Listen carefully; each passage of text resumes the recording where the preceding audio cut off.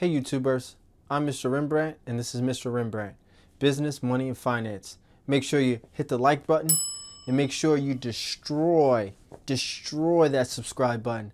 I want you to destroy that subscribe button like Maurice Green when he ran across that finish line and his shoes were on fire and they had to get the fire extinguisher. You know what?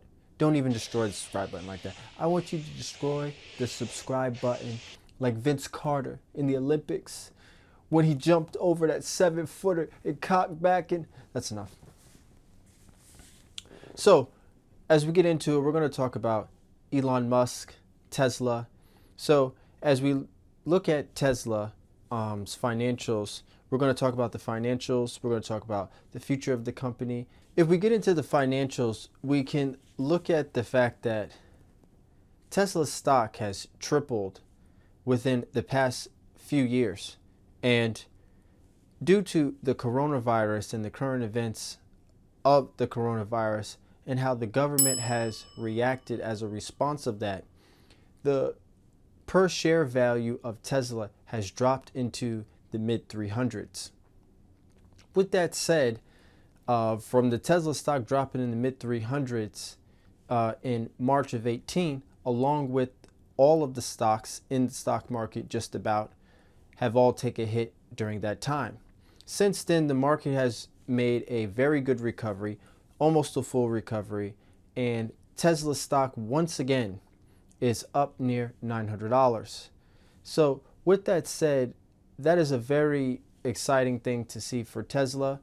But when it comes to investing in Tesla, I would definitely say that there are some key red flags when it comes to Tesla. Now, if you're looking at Tesla from a fundamental standpoint, we can look at the cash flow statements, the income statements, and the balance sheet of Tesla, looking at the financials and ratios. There's a lot of alarming things. The ratios don't make sense. A lot of numbers on the cash flow statements and financials and income statements and balance sheet just don't add up. Although I'm not going to lie, there's been a lot of money that's been made in the market and with Tesla within the past few months. I would definitely say that, like Warren Buffett said, when people are greedy, I become fearful. And when people become fearful, then I become greedy.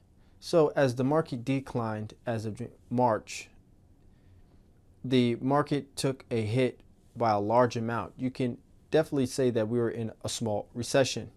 But since then, the market has rebounded, like I said, almost completely.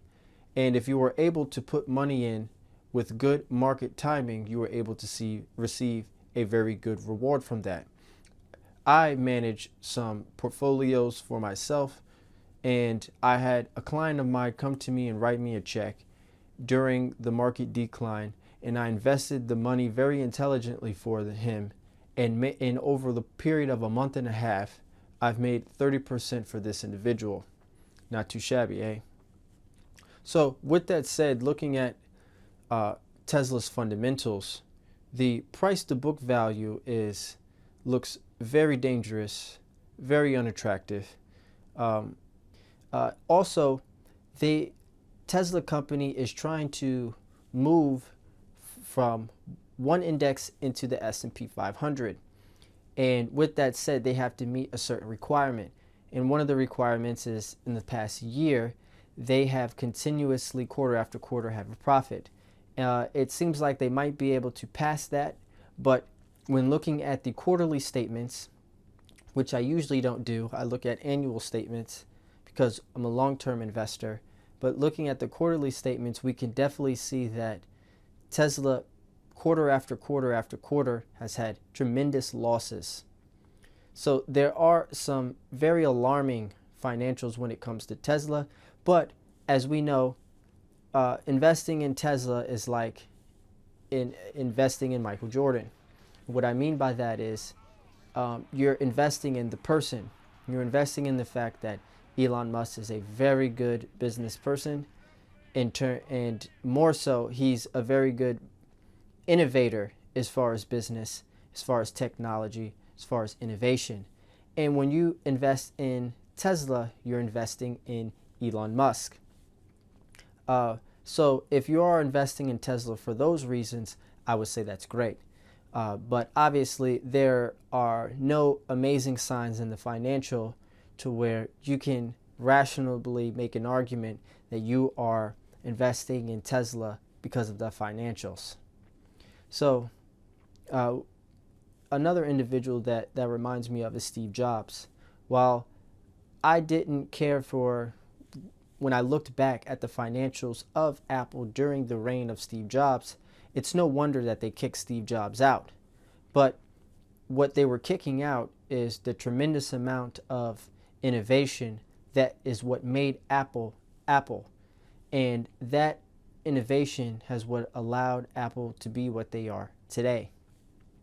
So in companies like that, where year after year you have losses, you are betting on the fact that in the future you are going to have tremendous reward.